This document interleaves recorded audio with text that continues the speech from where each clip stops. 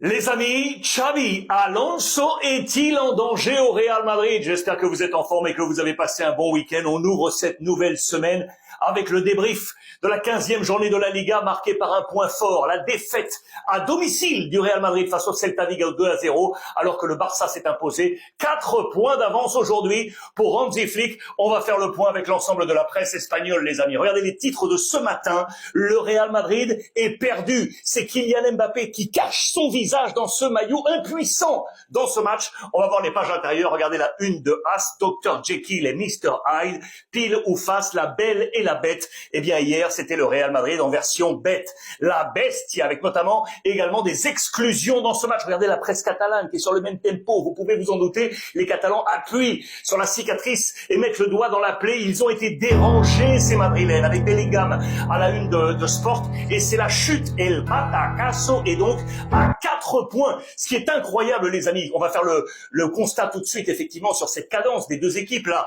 depuis notamment 5 journées. Voici les états de forme des deux équipes, avec le temps chronologique, toute compétition confondue sur les 10 derniers matchs. Regardez la séquence du Barça avec ce seul échec ici face à Chelsea. Sinon, l'ensemble de victoires. 2 victoires seulement sur les 7 derniers matchs pour le Real Madrid. Du coup, regardez sur les 5 derniers matchs de championnat, alors que le Barça, à la 11e journée, comptait 5 points de retard sur le Real Madrid. Eh bien, regardez, 5 journées plus tard, eh bien, maintenant, c'est le Real Madrid qui est à 4 points en dessous. C'est absolument incroyable. On va faire le point tout de suite. Le Celta Vigo qui a donc mis le doigt dans la plaie. C'est ici dans les pages intérieures. Vous le voyez, de Marca. Courtois, battu ici sur le deuxième but, presque ridiculisé, c'est dur à dire, mais c'est le cas, par le Celta Vigo. Regardez ça. Le Real était pourtant sur 28 matchs consécutifs avec toujours des buts marqués à domicile. 20 sur la saison passée, on en était à 8. Fin de série pour le Real Madrid qui a été impuissant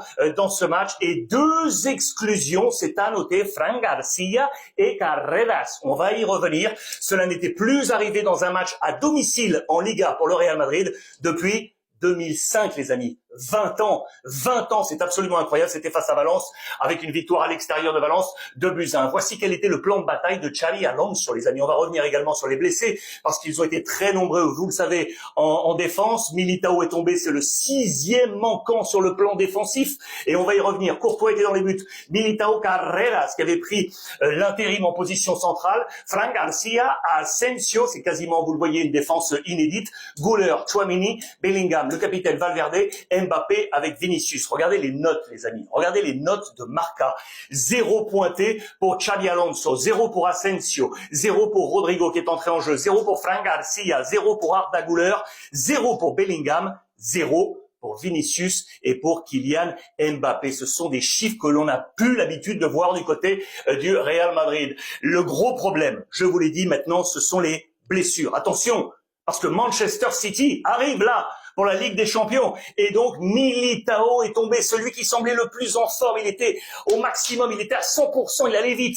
Il compensait absolument tout. Eh bien, il est tombé, ça fait 6 après Carvajal, Alaba, Ferland Mendy, Huysen et Trent Alexander-Arnold. Et on va y revenir. Regardez la campagne, et je le dis avec le sourire, qui vient de s'ouvrir là, il y a quelques heures. Sergio Ramos, les amis. Sergio Ramos. Et si on le voyait revenir au Real Madrid, c'est peut-être un rêve pour certains, mais regardez, vous le savez peut-être, c'est un photomontage sur X posté par le média mexicain TNT Sports. Vous savez qu'il était du côté de Monterrey. Il a joué son dernier match au Mexique. Il l'a annoncé au micro mexicain.